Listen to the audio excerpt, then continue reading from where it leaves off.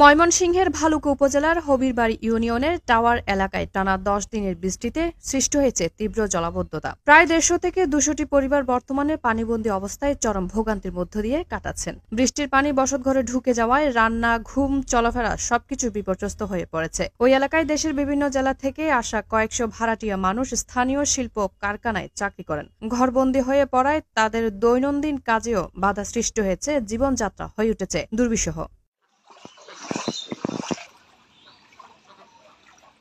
এই দুঃসময়ে এলাকাবাসীর পাশে আছেন হবিরবাড়ি শিল্পাঞ্চলের রূপকার ও ভালুকা উপজেলা বিএনপির যুগ্ম আহ্বায়ক আলহাজ মোহাম্মদ শহীদুল ইসলাম শহীদ। তিনি বর্তমানে পবিত্র হজ পালনের উদ্দেশ্যে সৌদি আরবে অবস্থান করছেন। তবে বিদেশ থেকেও নিয়মিত এলাকার পরিস্থিতির খোঁজখবর রাখছেন এবং সহযোগীদের মাধ্যমে সার্বক্ষণিক সহায়তা নিশ্চিত করেছেন। তিনি দীর্ঘদিন ধরেই এলাকায় মানবিক কর্মকাণ্ডের সঙ্গে যুক্ত। এবারে দুর্যোগেও ব্যতিক্রম ঘটেনি। এদিকে স্বেচ্ছাসেবক দল, কেন্দ্রীয় নির্বাহী সংসদের সদস্য ও ভালুকা উপজেলা বিএনপির আহ্বায়ক কমিটির সদস্য আলহাজ মোস্তাফিজুর রহমান মামুন জলাবদ্ধ এলাকা পরিদর্শন করে ক্ষতিগ্রস্ত পরিবারগুলোর পাশে দাঁড়িয়েছেন। তিনি তাদের সমস্যা মনোযোগ দিয়ে শুনেছেন এবং বাস্তবসম্মত সমাধানের সহযোগিতার আশ্বাস দিয়েছেন।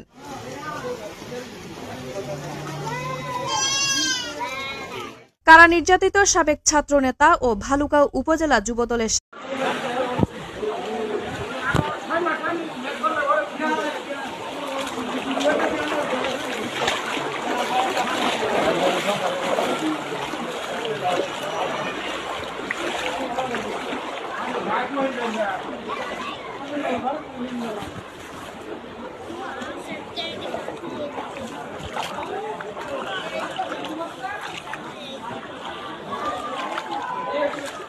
বাইরে শুনবা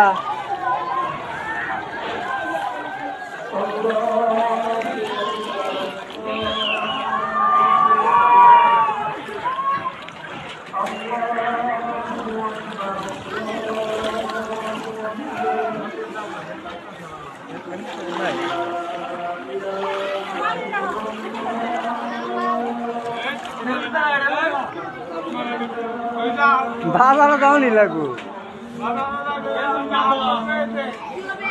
নৌকালে দেখে আছি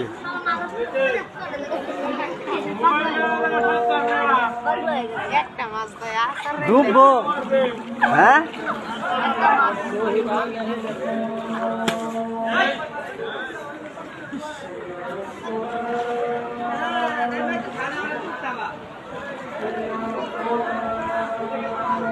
কিরে ডুববা যাইতাছি গাদি।